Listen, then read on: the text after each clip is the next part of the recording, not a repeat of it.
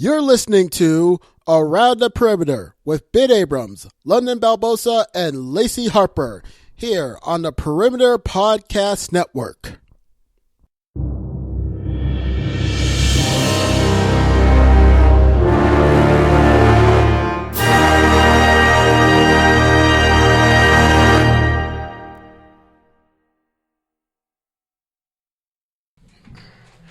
Hello and welcome to this edition of Around the Perimeter for April 7th, 2016. Hello, I'm Ben Abrams, the executive editor for the Collegian, as well as one of the contributors here for the show. And joining me today is our podcast coordinator, London Balbolsa. How you doing, London? Great. Ready to just explain this whole issue concerning activity courses.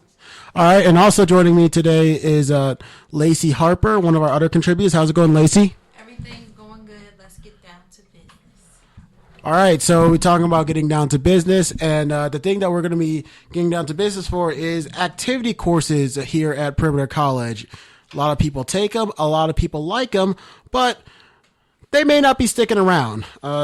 London, you, Lacee, as well as Diamond Jefferson have been taking a look into this story, and you have found some kind of shocking news. Yes, we've uncovered the issue concerning these activity courses that will no longer be effective beginning this fall semester, and it's created a controversy for students because a lot of students feel that these activity courses provide a balance to their health as well as their academic studies. And as a student whom is taking an activity course right now, I'm saddened by this decision that the committee has made to get rid of them, and I am going to uncover, why they're going forward with this action and how we can stop it. Okay. Yes. So the word is that students will not have as much variety of classes on campus anymore. So whereas where they had jogging and I think martial arts was one of them. Martial arts is one of them. Swimming is also one of them. Yes, they won't be able to take those classes on campus, but the activity classes that are left, like your aerobic fitness, they will have to pay those out of pocket. So I think the controversy that comes in is the paying out of pocket part, because it's like, why should you have to transfer to Atlanta campus to take the activity classes for free when you could just do it here? Yeah. And some people are very comfortable here. From what I got this week too, doing student reactions, a lot of people were very comfortable with this campus. So you have those people that do not want to pursue the bachelor's degree. They want to just do their associates, and they expect to have these classes, to help them accommodate for their degree. So that's where I think the problem is. So for anyone who does look to transfer to Georgia State or another 4-year, will they have to take a activities class at the 4-year school, just to avoid paying out of pocket? Ultimately, the student will probably be required to take the activity course at a higher level at a 4-year institution. I'm going to use an example, if a student is here at Perimeter College and they're looking to transfer to Kennesaw State, and one of the requirements now for a student to graduate here as of this semester, the student would have to take Choices for Life, which is required now, at a 3 credit hour level versus a 1 credit hour level. So just that difference is creating controversy for students because they just feel that they just want to knock it out of the way. But the reason why the activity classes won't be offered beginning in the fall, because the committee and the provost of Georgia State University, is just kind of upset with the fact that these courses are slowing students down from graduating. Their key emphasis is student success. And student success. So that's what they want to promote. Yes. So they think getting rid of the activity classes will help the student to graduate at a faster rate. But that's up to the student, you know. I don't know how students feel about that. Me personally, I've knocked my activity courses out my first semester here. I'm just taking another activity course. I just wanted to balance my studies, so swimming has allowed for me to do that. Besides slowing the students down, is there really an explanation to, why they thought taking away the activity classes is a good idea? Yeah, that is their decision. And according to our source, a student will still have 4 activity classes to elect beginning in the fall semester. But the requirement is just being taken away. So a student could still take an activity class, but it will also cost them out of their own pocket. So activity classes are not totally going away. It's just students are not required to take. Is there anything that, students can actually do, possibly make a change to this decision or this new policy? Because it seems like there are some that are disagreeing with this. Yeah, there's as Lacee can speak on it. I mean, Yes, I had very few students that said they wanted to do the petition against it and try to speak up and say, hey, like, we need our activity classes. We do not have a tennis course to utilize just for them to say, hey, we're taking this away and you will not. It's because there's a lot of students where they don't know how to swim. Not everybody knows how to play tennis. So that's what the activity class is for, is to help you learn and get that knowledge that you need. And let's say I had a student tell me that their concentration specifically was in physical and health education as a major. So the activity classes would help them give them the knowledge with something that they didn't know. That makes sense. Yes. That makes so much sense. Pertaining to the activity classes. Mm-hmm. So I guess, yes, a petition would be efficient to do for... How this whole thing started in the first place was about 3 or 4 weeks ago. A classmate of mine who wants to remain anonymous, we heard about this by by Coach Stickney, who is she teaches Choices for Life. A lot of students know her here. She teaches swimming. She teaches yoga. She also teaches what is that course? She teaches survival skills. She teaches survival skills here as well.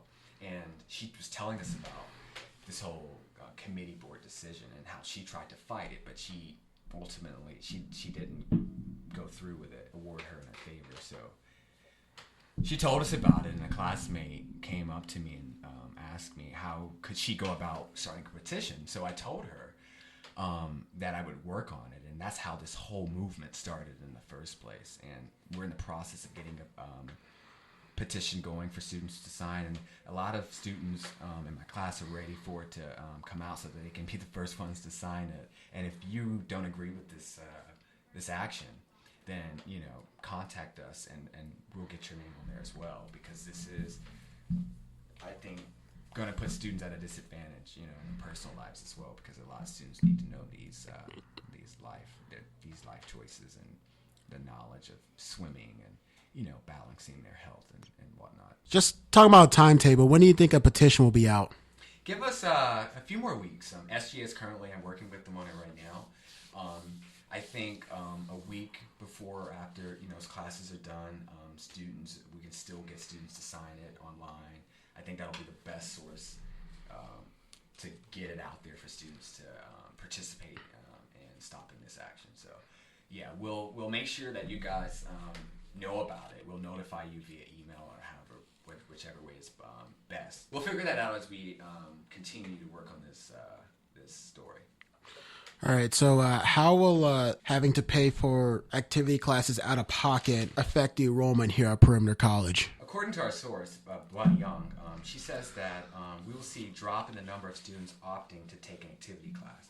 There will be less to choose from, so it may look like we are doing okay, but the numbers will surely drop. Some students will opt to take a class even if they have to pay either to have a full load or just because they want to be active. I'm sure we'll see a significant drop in the number of students taking these classes. And I don't think these classes will be much. I think, do any of you guys know how much an activity class is? I'm not sure an exact amount, but I do believe that when the students do find out that activity classes will not be effective, they're going to say, okay, let's just take all activity classes away, because if you have a new open recreation gym and you still have the privilege to go work out, then there's no point of taking an activity class. You'll just want to go somewhere else. So I don't mean to be like a downer, but I don't see it progressing anymore. Exactly. Once they find out about it. So. And that's a major concern, for not only me but a lot of other students. We want to know, who will be there, for a student who, doesn't know how to work with the equipment, the fitness equipment, who's going to be there to facilitate them and work with them on, operating the equipment. And, I know that there's going to be a lifeguard in the swimming pool, but, how would a student know if he or she is, swimming correctly, if, backstrutting and, front strutting and harmful and what's risky, these should still be a facilitator there. And, when students hear having to pay for something, most of us run, we like free things. We're in college, some of us can't afford, to pay out of pocket for these classes. And that's where financial aid comes in to help us. So that's just baffling to me that financial aid is just not going to pay for this class unless you're a kinesiology major or some sort, which is, the only way they'll pay for it. So it's mind-boggling. So will health and kinesiology majors actually be affected by this? So according to Bunny Young, department chair of the Health and Wellness Department, she says that the elimination of the activity classes will not really affect those majoring in kinesiology and health. They still have an activity requirement from which they meet by to take one of the 4 remaining activity classes. So the kinesiology and health student will see some benefit in the teaching of the new classes that pertain specifically to this major from that department. So no, they won't be affected at all. All right, so we talk about just some of the changes that students were concerned about. This seems to be one of the changes that students were left in the dark about, that were never told about. So do you feel like just knowing this information, do you feel like there's other things that either Georgia State or Georgia Perimeter or University System of Georgia left out or just deliberately did not tell the students? Just because they thought that we didn't need to know, or that, students might actually have some huge concerns or some grievances over for some of these changes. I personally didn't think that students would care, simply because it is an activity class and they know what all of the changes that they're going to make. So I would say that they could have gave the students a heads up to let students know what was going to be occurring, because some students I did my student reaction interviews on, they thinking that the classes are still going to be occurring in the fall. And they're not. That's the sad part. Yeah. So it's just like, I understand the student success plan and how you're trying to lead students to academic success, but then again, it's like, gives the students the option to choose that. Exactly. Right. Well, like I said, this is a more surprising story, but not surprising in some ways. And, as this story goes on, I'm sure we'll learn more about it. But this does ask some questions about, what the school will and won't tell us. But also, I think at the same time, it's also a reflection of maybe how informed or uninformed, the student body can be sometimes. Yeah, and just to touch base on that, there's a lot of stuff, that we're left out on, that students were left out in the dark on. I heard from an outside source that Georgia State is currently planning to do a lot with the school, and some of the stuff that I can't disclose as of now, but there's a lot of faculty and staff that will be affected from a lot of the changes that Georgia State is deciding to make going forward. So just stay tuned, guys, and just stay proactive, and just continue to stay engaged with what's happening around the college, around Perimeter College. So yeah, guys, that's about it as of now. But when we get more information, we'll just be sure to let you guys know. All right, yeah, we appreciate that information. And so with that, I'll wrap up this week's edition of Around the Perimeter. Like I said, we will have our season finale, I guess we'll call it, or our spring finale, or whatever you want to call it, coming up on April 21st, or the week of April 21st. So just tune in for that. We'll probably have some stuff going on over the summer. But hopefully some more information on these classes will come out so we can report that then. But like I said, until then, London, Lacee, just want to thank y'all for your hard work. Thanks for having us. All right. And like I said, again, Ben Abrams for the Collegiate and for the Perimeter Podcast Network. Be sure to check out some of our exclusive interviews with ATP, as well as the shows from Jared and Valentino on video gaming, and, of course, the science show of Angel Masters. But until next time, be safe. please be informed. Yes. And Yeah. yeah, and read a book. I don't know. Read a book. Yeah. All right, later. All right, so that was my conversation with London and Lacee earlier this week about the activity classes. Again, this is Ben Abrams. I'm coming to you live from the office in Clarkston. Actually, some information just came up that I want to add to the end this podcast before I upload it. Just two big things. First off, I would like y'all to just please tune in for the student reactions that Lacee got to this story. They were originally going to be a part of this podcast, but I decided to just kind of make up their own upload because one of the reactions is 13 minutes long, and after just trying to edit it down, I just feel like, it'd just be better to let this guy get his full speech out and just get what he really wanted to get out. So that's the first thing. Also, second thing, quick reminder, there is a runoff election for SGA president that will be happening this Thursday, April 14th. So please, if you hear this, please get out there and vote.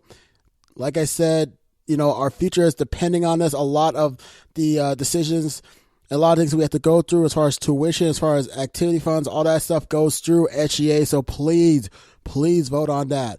So anyway, just want to add those two things in real quick. Like I said, we have our spring finale coming up on the week of April 21st for all our shows.